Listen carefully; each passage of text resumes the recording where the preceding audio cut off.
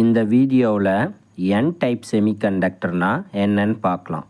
So நம்ம என் type semiconductor பார்க்கறதுக்கு முன்னாடி நாம் ஒரு பேசிக் இன்ட்ரடக்ஷன் ஒன்று பார்க்கலாம். நம்ம பூமியில் உள்ள பொருட்களை நம்ம 3 வகையாக பிரிக்கலாம். அவை என்னென்னா சாலிட், லிக்யூட், கேஸ். இப்போ நம்ம சாலிடேவே நாம் அகைன் 3 டைப்ஸாக நம்ம பிரிக்கலாம். ஸோ அது என்னென்னா கண்டக்டர், இன்சுலேட்டர், செமிகண்டக்டர். ஸோ நம்ம பேசிக்காக கண்டக்டர், இன்சுலேட்டர், செமிகண்டக்டர்னால் என்னன்னு சொல்கிறேன். ஸோ இது பேண்ட் எனர்ஜியை வச்சு சொல்லலை, பேசிக்காக நம்ம புரிகிற மாதிரி சொல்கிறேன். ஸோ கண்டக்டர்னால் என்னன்னு பார்த்தீங்கன்னா அது கரண்ட்டை கடத்தும். இன்சுலேட்டர்னால் என்னன்னு பார்த்தீங்கன்னா அது கரண்ட்டை கடத்தாது. செமிகண்டக்டர்னால் என்னென்னா கரண்ட்டை சம் டைமில் கடத்தும், சம் டைமில் கரண்ட்டை கடத்தாது. அதாவது பர்டிகுலர் டெம்பரேச்சரில், அதாவது ரூம் டெம்பரேச்சரில் செமிகண்டக்டர் கண்டக்டர் ஆகவும், அதே மாதிரி பர்டிகுலர் டெம்பரேச்சர் அதாவது 0 கெல்வினில் பார்த்திங்கன்னா அது இன்சுலேட்டராகவும் இருக்கும். ஸோ இப்போ செமிகண்டக்டர்னால் என்னன்னு தெரியும். ஸோ நம்ம செமிகண்டக்டரையும் 2 டைப்ஸாக பிரிக்கலாம். ஸோ அது first one intrinsic semiconductor, second one extrinsic செமிகண்டக்டர்னு 2 டைப்ஸாக பிரிக்கலாம். இன்ட்ரன்சிக் செமிகண்டக்டர் எலக்ட்ரானிக் டிவைஸை டெவலப் பண்ணுறதுக்கு ஏற்ற வகையில் இல்லை.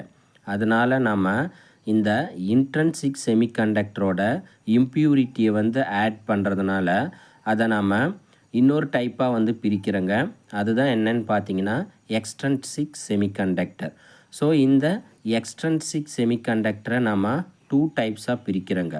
ஸோ அதில் ஃபஸ்ட்டு ஒன் என் டைப் செமிகண்டக்டர், செகண்ட் ஒன் பார்த்தீங்கன்னா பி டைப் செமிகண்டக்டர். ஸோ நாம் இப்போ என் டைப் செமிகண்டக்டர்னால் என்னன்னு டீட்டெயிலாக பார்க்கலாம். என் டைப் செமிகண்டக்டர்.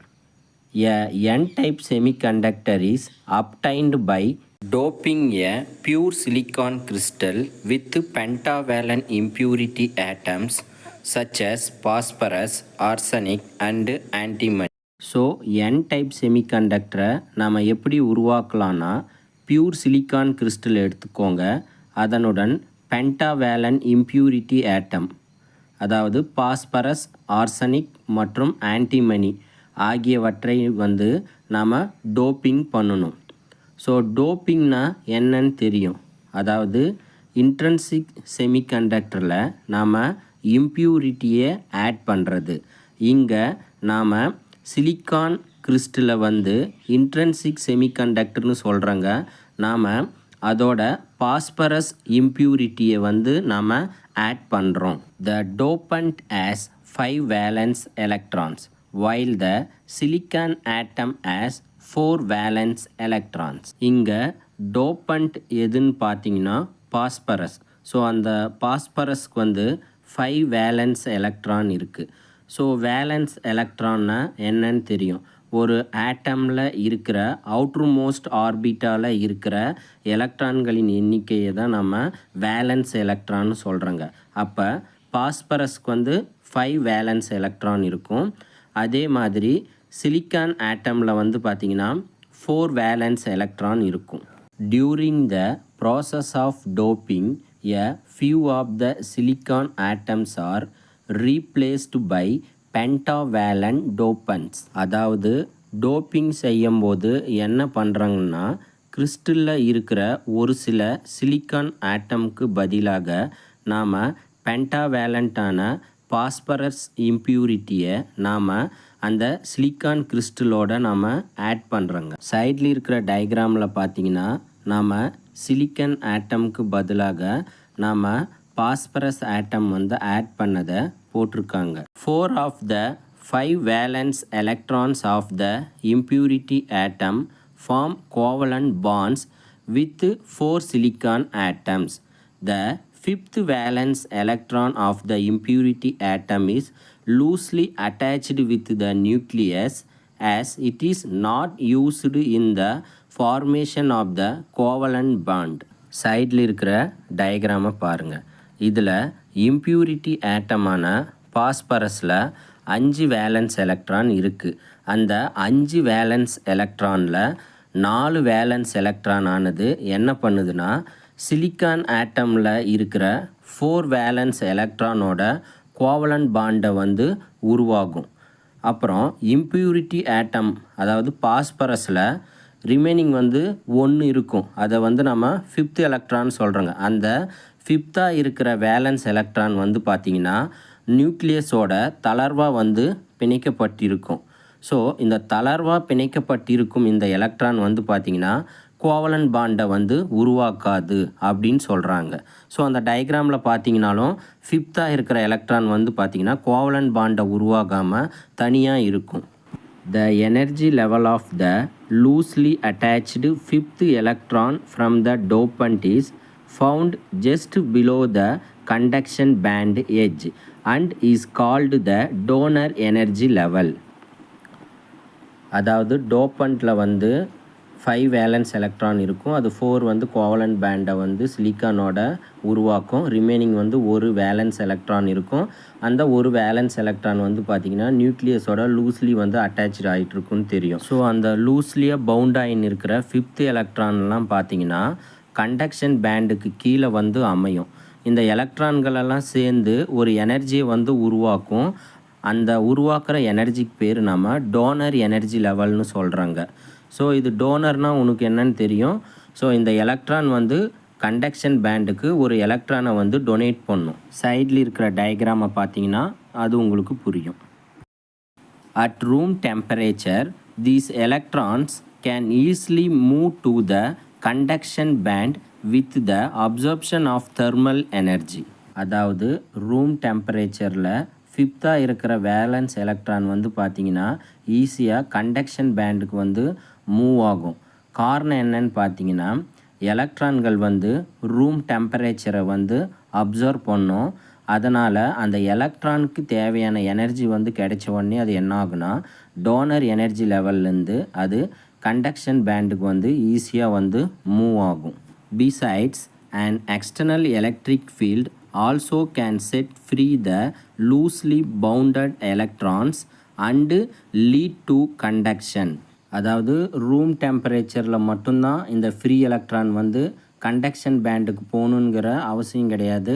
நீங்கள் அதே மாதிரி எக்ஸ்டர்னல் எலக்ட்ரிக் ஃபீல்டை வந்து இந்த செமிகண்டக்டருக்கு கொடுத்தாலும் இந்த ஃப்ரீ எலக்ட்ரான் வந்து பார்த்திங்கன்னா கண்டக்ஷன் பேண்டுக்கு வந்து போகும். It is important to note that the energy required for an electron to jump from the valence band to the conduction band in an intrinsic semiconductor is 0.7 electron volt for Ge germanium and 1.1 electron volt for silicon Si, while the energy required to set free a donor electron is only 0.01 electron volt for Ge germanium and 0.05 electron volt for Si silicon. இங்கே நீங்கள் முக்கியமாக கவனிக்க வேண்டியது என்னவெனில்னா intrinsic செமிகண்டக்டரில் இருக்கிற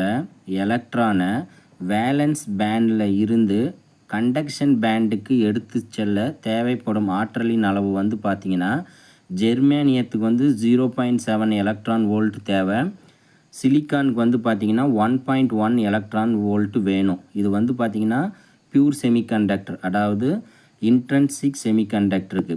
ஆனால் இங்கே நல்லா note பண்ணுங்கள், டோனர் எலக்ட்ரான் அதாவது இம்ப்யூரிட்டி எலக்ட்ரான் இருக்குது பார்த்தியா, அதாவது பாஸ்பரஸில் இருக்கிற எலக்ட்ரானை நீங்கள் வேலன்ஸ் பேண்டில் இருந்து கண்டக்ஷன் பேண்டுக்கு வந்து மூவ் பண்ண உங்களுக்கு தேவையான ஆற்றலோட மதிப்பு வந்து பார்த்திங்கன்னா கம்மியாக இருக்கும். எவ்வளோனா ஜெர்மேனியத்துக்கு 0.1 எலக்ட்ரான் வோல்ட்டும் சிலிக்கானுக்கு வந்து பார்த்திங்கன்னா 0.05 எலக்ட்ரான் வோல்ட்டும் இருக்குது. அதாவது இந்த அளவு வந்து பார்த்திங்கன்னா இன்ட்ரின்சிக் செமிகண்டக்டருக்கு கம்பேர் பண்ணும்போது இது வந்து ரொம்ப கம்மி. ஸோ எனர்ஜி கம்மினாவே அது வந்து நம்மளுக்கு ஒரு பெனிஃபிட் தான். ஸோ அதனால தான் நம்ம வந்து இங்கே இம்ப்யூரிட்டியை வந்து நம்ம ஆட் பண்ணுறோங்க. த 5th group pentavalent impurity atoms donate electrons to the conduction band and are called donor impurities.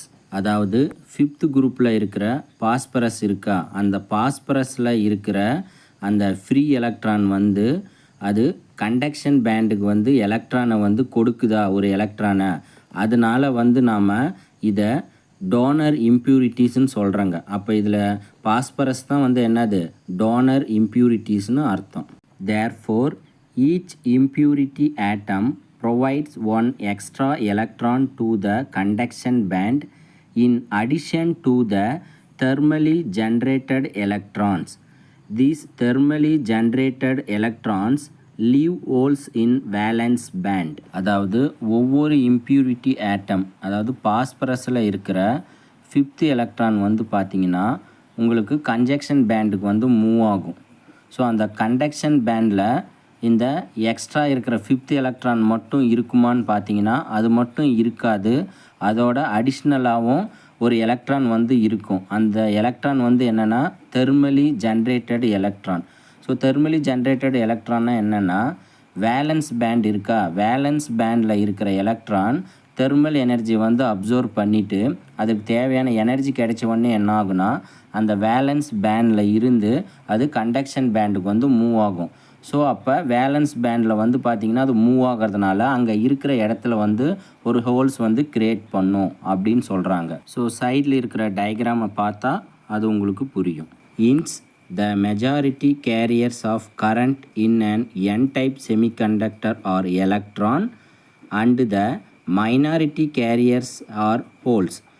Such a semiconductor doped with a pentavalent impurity is called an n-type semiconductor. So சைடில் இருக்கிற டயக்ராமில் வந்து பார்த்திங்கன்னா அந்த n-type semiconductor இருக்குது. அந்த n-type semiconductorல கரண்ட்டை வந்து அதிகமாக எடுத்து செல்வது, அதாவது மெஜாரிட்டி கேரியர்ஸ் ஆஃப் கரண்ட் வந்து பார்த்திங்கன்னா என்ன இருக்குன்னா எலக்ட்ரான் தான் அந்த டயக்ராமில் வந்து அதிகமாக இருக்குது. அதே மாதிரி ஹோல்ஸ் வந்து எப்படி இருக்குது, மைனாரிட்டி குறைவாக இருக்குது. ஸோ இதுதான் வந்து பார்த்திங்கன்னா ஒரு நார்மலாக இருக்கிற செமிகண்டக்டரோட நம்ம பென்டாவேலன் இம்ப்யூரிட்டியை வந்து நம்ம டோப் பண்ணுறதுனால நம்மளுக்கு பெறப்படுற செமிகண்டக்டருக்கு பேர் தான் n-type செமிகண்டக்டர்னு சொல்கிறாங்க.